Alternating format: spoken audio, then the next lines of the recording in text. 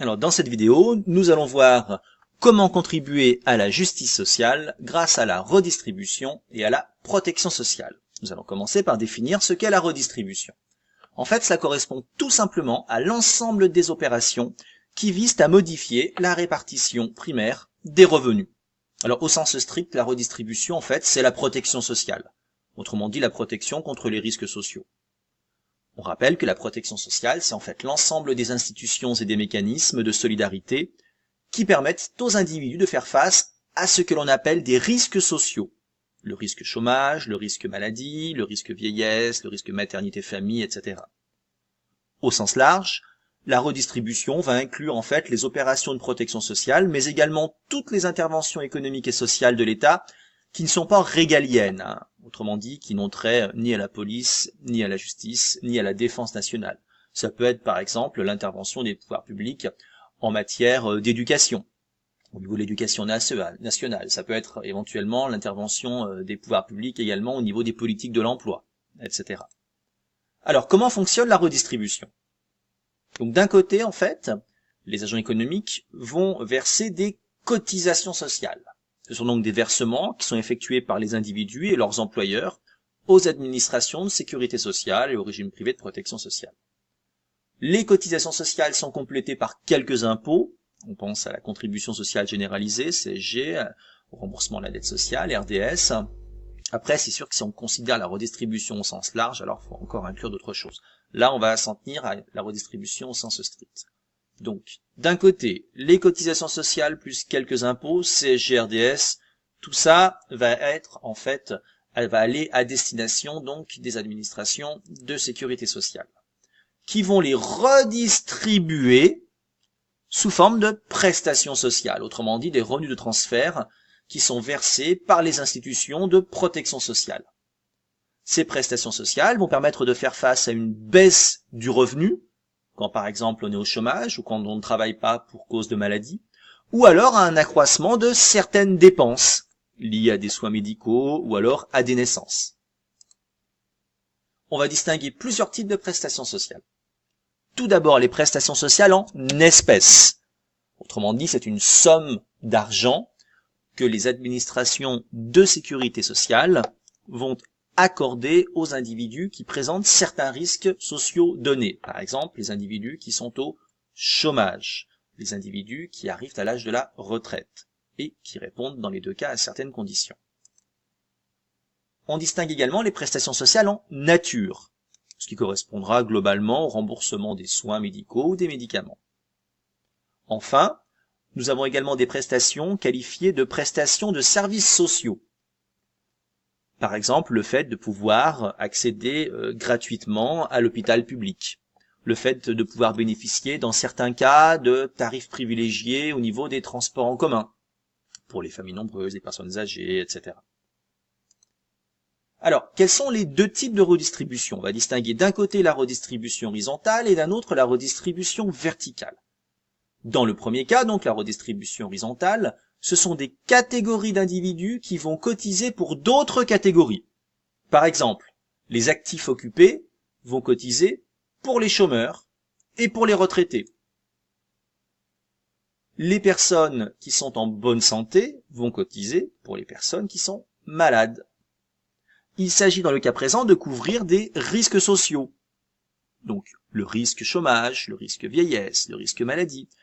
Il y a donc une logique de solidarité intergénérationnelle qui va permettre d'assurer aux individus qui font face à un risque social donné, donc, de pouvoir bénéficier d'un revenu de remplacement. Dans le cas de la redistribution horizontale, il n'y a pas de diminution des inégalités de revenus primaires. La redistribution verticale permet quant à elle de réduire les inégalités de revenus primaires, car les prélèvements sont effectués des ménages les plus riches vers les ménages les plus modestes.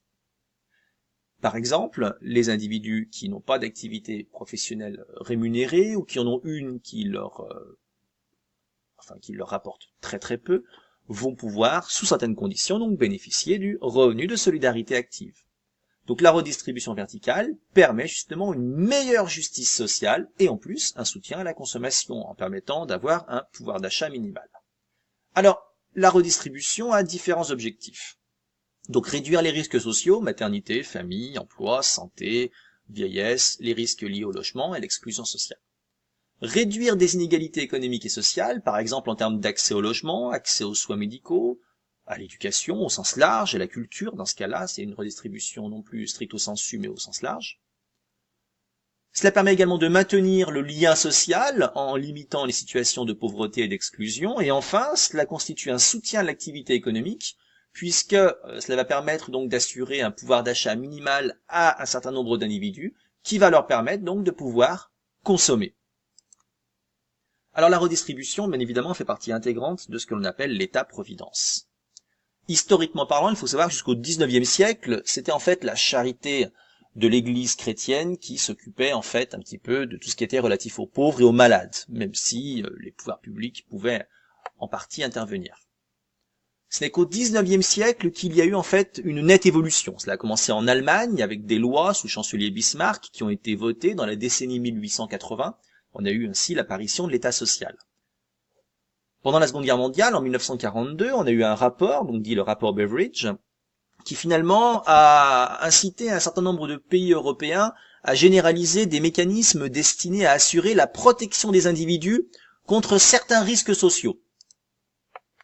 Alors on rappelle que les risques sociaux sont des événements qui surviennent sans que l'individu n'ait de prise sur eux et qui peuvent provoquer soit des dépenses, par exemple, importantes pour l'individu en termes de soins, ou alors qui peuvent avoir comme conséquence une diminution sensible de leurs revenus habituels, s'ils perdent leur emploi ou s'ils sont au chômage. Donc, on a eu en fait une évolution dans la prise en compte, dans la prise en charge d'un certain nombre de risques. Le rôle de l'État a évolué dans le temps. Alors en France, bien évidemment, il a lentement évolué. Et c'est surtout au lendemain de la Seconde Guerre mondiale que l'on peut considérer que l'État-providence s'est véritablement développé avec justement l'apparition de la sécurité sociale.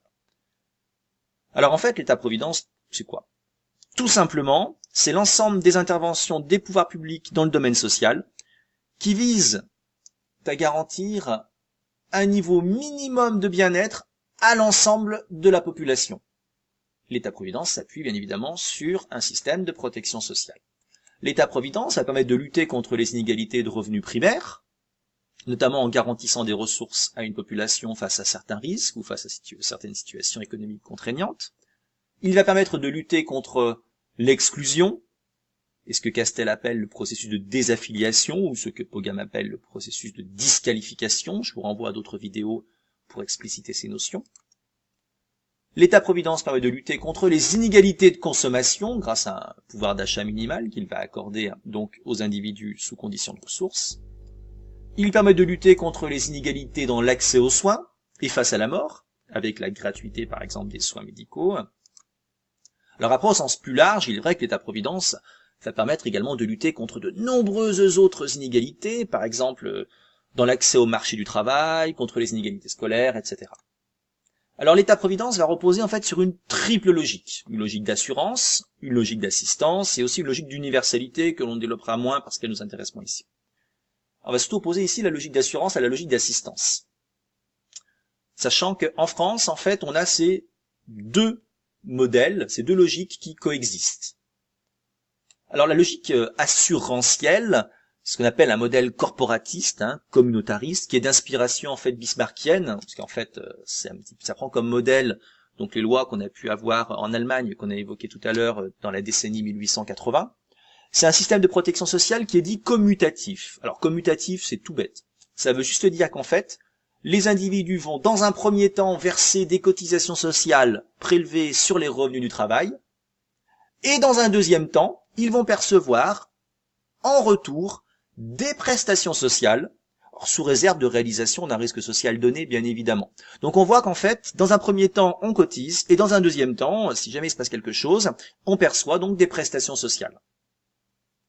Alors, l'assurance répond davantage à une logique, comme on l'a vu il y a quelques minutes, de redistribution horizontale, alors que l'assistance, on verra qu'elle répond plus à une logique de redistribution verticale, en fait. L'assurance permet donc de se protéger contre les risques de chômage, de maladie, de famille, vieillesse, etc. Alors, de manière complémentaire à l'assurance, on a également en France une partie du modèle qui repose sur l'assistance. L'assistance, c'est un petit peu ce qui a découlé suite au rapport Beveridge. C'est un modèle universaliste, d'inspiration donc beveridgienne. C'est un système qui est distributif. Pourquoi dit-on qu'il est distributif? Pour la simple et bonne raison qu'en fait, vous pourrez bénéficier d'aides sociales sans même avoir préalablement cotisé. En fait, dans le modèle assistentiel, les individus vont payer des impôts et des taxes lorsqu'ils ont un revenu suffisant, donc sous condition de ressources. Et s'ils n'ont pas de revenus suffisants, ils ne paieront pas, par exemple, d'impôt sur le revenu. Par contre, s'ils sont dans des situations de pauvreté, d'exclusion, que leurs revenus sont relativement faibles, ils vont pouvoir bénéficier de prestations sociales. On voit que les prestations sociales, dans ce cas, ne sont pas contributives. Ça signifie que les prestations sociales que vont percevoir les individus ne vont pas s'appuyer sur des prélèvements qu'ils auront préalablement effectués. Dans ce cas, on peut recevoir des aides sans avoir préalablement en fait versé des impôts, des taxes, ce que vous voulez.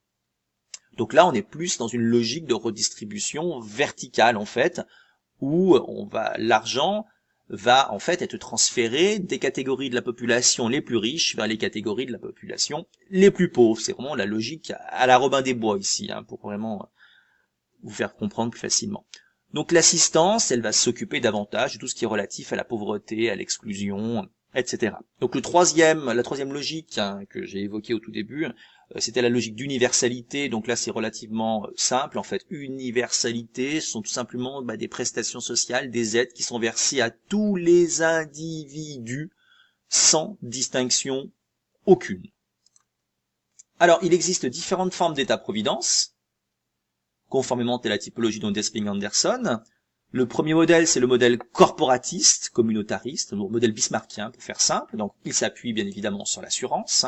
Autrement dit, la protection sociale est conditionnée, autrement dit, elle repose sur le paiement préalable de cotisations sociales. Cela va concerner les indemnités de chômage, les pensions de retraite, etc. Les assurés sociaux peuvent, dans ce système-là, s'ils le désirent, bien évidemment, compléter leur protection sociale par d'autres moyens. Deuxième modèle, le modèle universaliste, qui lui donc est d'inspiration beveridgienne, donc il repose cette fois-ci sur l'assistance. Autrement dit, les droits sociaux, les aides sociales ne sont pas conditionnés à un paiement préalable, et dans ce cas-là, les droits sociaux sont financés par les impôts. C'est le cas du RSA, des allocations familiales, des minimums vieillesse, etc. L'objectif ici, c'est de permettre un accès universel à un niveau élevé de prestations et de services. Alors le troisième modèle d'état-providence, c'est une version un peu light, ce qu'on appelle le modèle résiduel ou libéral. Dans le cas présent, il s'agit d'un système où l'on considère que c'est le marché qui doit protéger les individus, tout simplement. Dès l'instant où l'on a des revenus, on peut se payer des assurances. Alors ça fait tout de suite bien évidemment penser au système américain. Donc si on n'a pas suffisamment de revenus, il y a quand même bien évidemment des petites choses qui existent. Alors on peut tout d'abord compter sur des solidarités communautaires de type familial. Sinon, il existe un système de protection qui est pris en charge par l'État, c'est le fameux Medicaid et Medicare aux États-Unis, qui va aider donc les personnes qui seront par exemple soit en situation de pauvreté extrême, soit qui auront plus de 65 ans.